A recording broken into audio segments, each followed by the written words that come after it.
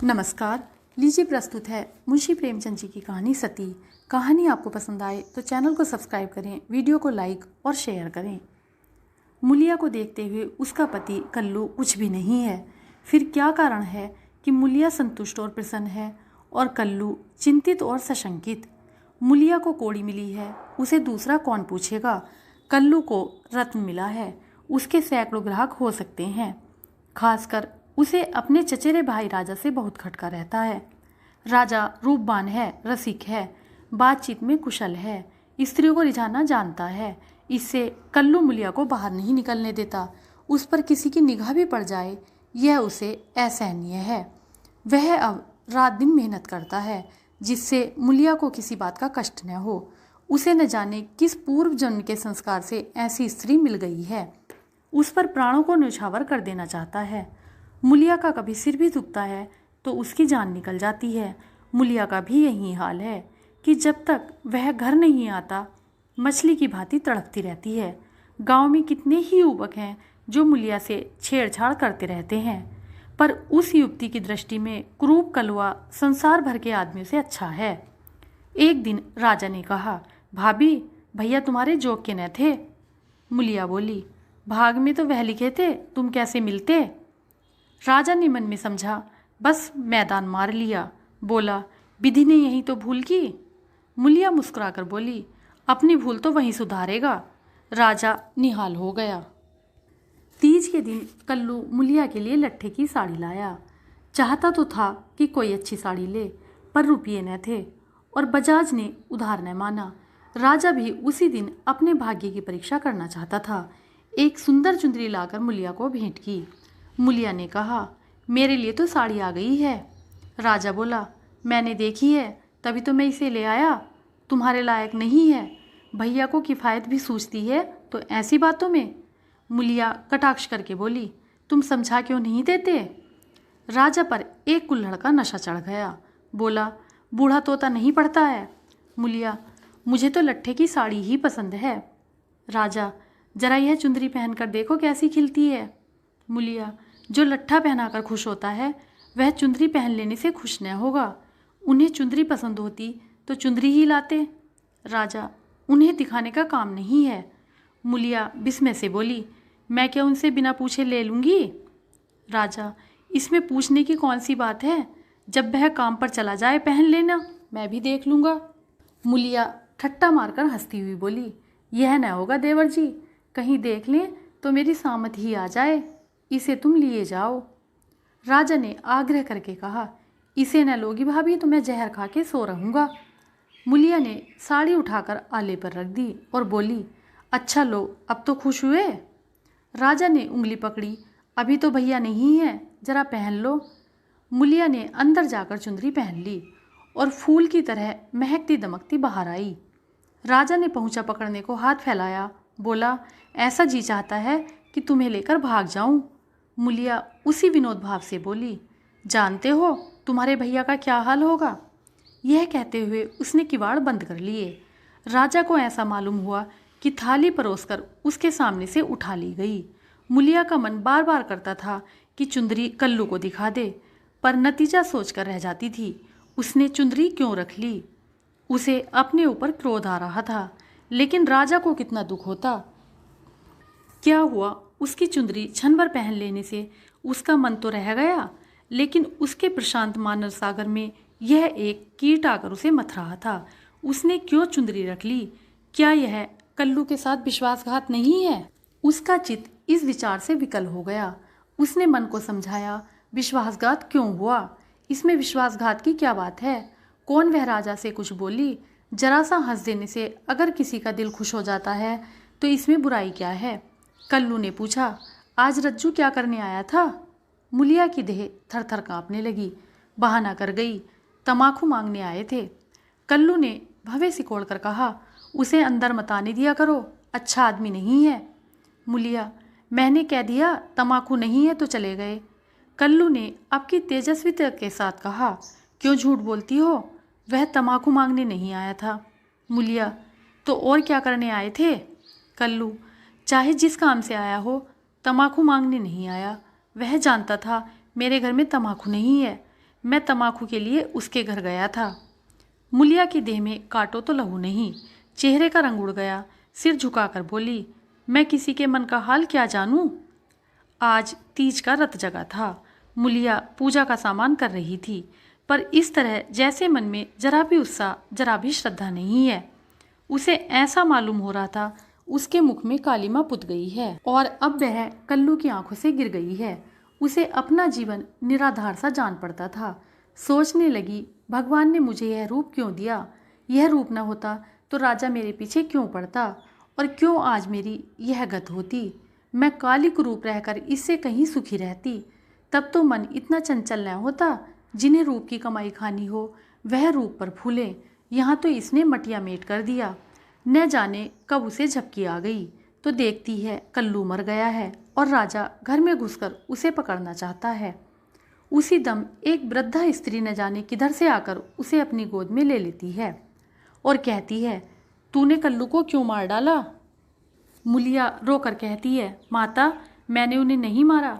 वृद्धा कहती है, हाँ, तूने छुरी कुटार से नहीं मारा।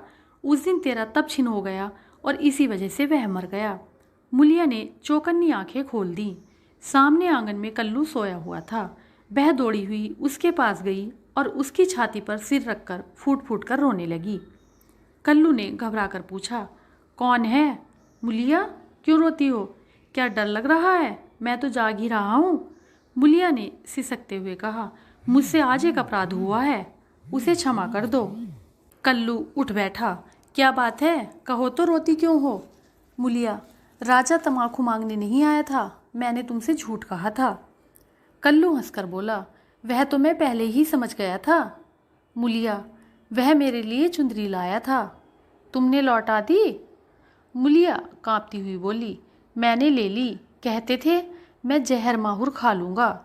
कल्लू निर्जीव की भांति खाट पर गिर पड़ा और बोला, तो रूप मेरे बस का नहीं है, देव ने क्रूप बना दिया है तो सुंदर कैसे बन जाऊं। कल्लू ने अगर मुलिया को खौलते हुए तेल में डाल दिया होता तो भी उसे उतनी पीड़ा न होती। कल्लू उस दिन से कुछ खोया खोया सा रहने लगा। जीवन में न वह उत्साह रहा न वह आनंद। हंसना बोलना भूल सा गया। मुलिया ने उसके साथ जितना विश्वासघात किया था उससे कहीं ज़्यादा उसने समझ लिया और यह भ्रम उसके हृदय में केवड़े के समान चिपट गया। वह घर अब उसके लिए केवल लेटने बैठने का स्थान था और मुलिया केवल भोजन बना देने वाली मशीन। आनंद के लिए वह कभी कभी ताड़ी खाने चला जाता या चरस के दम लगाता। मुलिया उसकी दशा देख देख अंदर ही अंदर कुढ़ती थी। वह उस बात को उसके दिल से निकाल देना चाहती थी, इसलिए उसकी सेवा और मन लगाकर करती। उसे प्रसन्न करने के लिए बार बार प्रयत्न करती, पर वह जितना ही उसको खींचने की चेष्टा करती थी उतना ही वह उससे बिचलता था, जैसे कोई कटिए में फंसी हुई मछली हो। कुशल यह था कि राजा जिस अंग्रेज के यहाँ खानसामा था उसका तबादला हो गया और राजा उसके साथ चला गया था, नहीं तो दोनों भाइयों में से किसी न किसी का जरूर खून हो जाता। इस तरह साल भर बीत गया। एक दिन कल्लू रात को घर लौटा तो उसे ज्वर था। दूसरे दिन उसकी देह में दाने निकल आए। मुलिया ने समझा माता है, मान मनौती करने लगी, मगर 4-5 दिन में ही दाने बढ़कर आंवले पड़ गए और मालूम हुआ कि यह माता नहीं है, उपदंश है। कल्लू के कलुषित भोग विलास का यह फल था। रोग इतनी भयंकरता से बढ़ने लगा कि आंवलों में मवाद पड़ गया और उनमें से ऐसी दुर्गंध उड़ने लगी कि पास बैठते नाक फटती थी। देहात में जिस प्रकार का उपचार हो सकता था वह मुलिया करती थी, पर कोई लाभ न होता था और कल्लू की दशा दिन दिन बिगड़ती जाती थी। उपचार की कसर वह अबला अपनी स्नेहमय सेवा से पूरी करती थी। उस पर गृहस्थी चलाने के लिए अब मेहनत मजदूरी भी करनी पड़ती थी। कल्लू तो अपने किए का फल भोग रहा था, मुलिया अपने कर्तव्य का पालन करने में मरी जा रही थी। अगर कुछ संतोष था तो यह कल्लू का भ्रम उसकी इस तपस्या से भंग होता जाता था। उसे अब विश्वास होने लगा था कि मुलिया उसी की है। वह अगर किसी तरह अच्छा हो जाता तो फिर उसे दिल में छिपा कर रखता और उसकी पूजा करता। प्रातःकाल था। मुलिया ने कल्लू का हाथ मुँह धुलाकर दवा पिलाई और खड़ी पंखा डुला रही थी कि कल्लू ने आंसू भरी आंखों से देखकर कहा, मुलिया, मैंने उस जन्म में कोई भारी तप किया था कि तू मुझे मिल गई। तुम्हारी जगह मुझे दुनिया का राज भी मिले तो भी न लूं। मुलिया ने दोनों हाथों से उसका मुंह बंद कर दिया और बोली, इस तरह की बातें करोगे तो मैं रोने लगूंगी। मेरे धन्य भाग कि तुम जैसा स्वामी मिला। यह कहते हुए उसने दोनों हाथ पति के गले में डाल दिए और लिपट गई। फिर बोली, भगवान ने मुझे मेरे पापों का दंड दिया है। कल्लू ने उत्सुकता से पूछा, सच कह दो मूला, राजा और तुम में क्या मामला था? मुलिया ने विस्मित होकर कहा, मेरे और उसके बीच कोई और मामला हुआ हो तो भगवान मेरी दुर्गति करे। उसने मुझे चुंदरी दी थी, वह मैंने ले ली थी, फिर मैंने उसे आग में जला दिया, तब से मैं उससे नहीं बोली। कल्लू ने ठंडी सांस खींचकर कहा, मैंने तो कुछ और ही समझ रखा था। न जाने मेरी मति कहाँ हर गई थी। तुम्हें पाप लगाकर मैं आप पाप में फंस गया और उसका फल भोग रहा हूँ। उसने रो रो कर अपने दुष्कृत्यों का पर्दा खोलना शुरू किया और मुलिया आंसू की लड़ियाँ बहाकर सुनने लगी। अगर पति की चिंता न होती तो उसने विष खा लिया होता। कई महीनों के बाद राजा छुट्टी लेकर घर आया और कल्लू की घातक बीमारी का हाल सुना तो दिल में खुश हुआ। तीमारदारी के बहाने से कल्लू के घर आने जाने लगा। कल्लू उसे देखकर मुंह फेर लेता, लेकिन वह दिन में 2-4 बार पहुंच ही जाता। एक दिन मुलिया खाना पका रही थी कि राजा ने रसोई के द्वार पर आकर कहा, भाभी, क्यों अब भी मुझ पर दया न करोगी? कितनी बेरहम हो तुम। क्या दिन से तुम्हें खोज रहा हूँ, पर तुम मुझसे भागती फिरती रहती हो। भैया अब अच्छे न होंगे, इन्हें गर्मी हो गई है। इनके साथ क्यों अपनी जिंदगी खराब कर रही हो? तुम्हारी फूल सी देह सूख गई है, मेरे साथ चलो, कुछ दिन की बहार उड़ाएं। यह जवानी बहुत दिन न रहेगी। यह देखो, तुम्हारे लिए करण फूल लाया हूँ, जरा पहनकर मुझे दिखा दो। उसने करण फूल मुलिया की ओर बढ़ा दिया। मुलिया ने उसकी ओर देखा भी नहीं। चूल्हे की ओर ताकती हुई बोली, लाला, तुम्हारे पैरों पड़ती हूँ, मुझे मत छेड़ो। यह सारी विपत्ति तुम्हारी लाई हुई है, तुम ही मेरे शत्रु हो। फिर भी तुम्हें लाज नहीं आती? कहते हो भैया अब किस काम के हैं। मुझे तो अब वह पहले से कहीं ज़्यादा अच्छे लगते हैं। जब मैं न होती तो वह दूसरी सगाई कर लाते, अपने हाथों ठोक खाते। आज मैं ही उनका आधार हूँ, वह मेरे सारे जीते हैं। अगर मैं इस संकट में उनके साथ दगा करूँ तो मुझसे बढ़कर अधम कौन होगा, जबकि मैं जानती हूँ कि इस संकट का कारण भी मैं ही हूँ। राजा ने हंसकर कहा, यह तो वही हुआ जैसे किसी की दाल गिर गई तो उसने कहा, मुझे तो सूखी ही अच्छी लगती है। मुलिया ने सिर उठाकर उसकी ओर सजोत नेत्रों से ताकते हुए कहा, तुम उनके पैरों के धूल के बराबर नहीं हो लाला। क्या कहते हो तुम? उजले कपड़े और चिकने मुखड़े से कोई आदमी सुंदर नहीं होता। मेरी आंखों में तो उनके बराबर कोई दिखाई नहीं देता। कल्लू ने पुकारा, मूला, थोड़ा पानी दे। मुलिया पानी लेकर दौड़ी। चलते चलते करण फूल को ऐसे ठुकराया कि आंगन में जा गिरा। राजा ने जल्दी से करण फूल उठा लिया और क्रोध में भरा हुआ चल दिया। रोग दिन पर दिन बढ़ता गया। ठिकाने से दवा दारू होती तो शायद अच्छा हो जाता, मगर अकेली मुलिया क्या क्या करती। दरिद्रता में बीमारी कोढ़ का खाज है।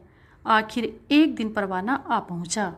मुलिया घर का काम धंधा करके आई तो देखा कल्लू की सांस चल रही है। घबरा कर बोली, कैसा जी है तुम्हारा? कल्लू ने सजल और दीनता भरी आंखों से देखा और हाथ जोड़कर सिर नीचा कर लिया।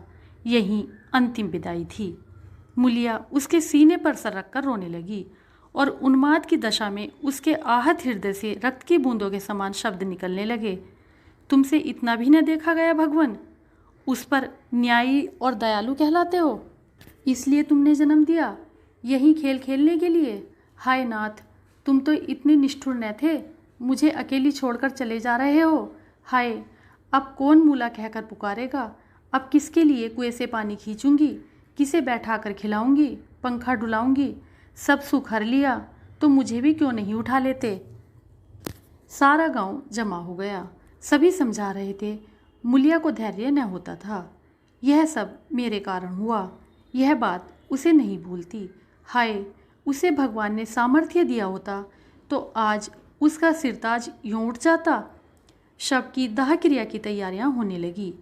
कल्लू को मरे 6 महीने हो गए। मुलिया अपना कमाती है, खाती है और अपने घर में पड़ी रहती है। दिन भर काम धंधे से छुट्टी नहीं मिलती। हाँ, रात को एकांत में रो लिया करती है।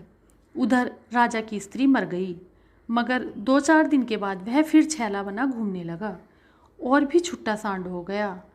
पहले स्त्री से झगड़ा हो जाने का कुछ डर था, अब वह भी न रहा।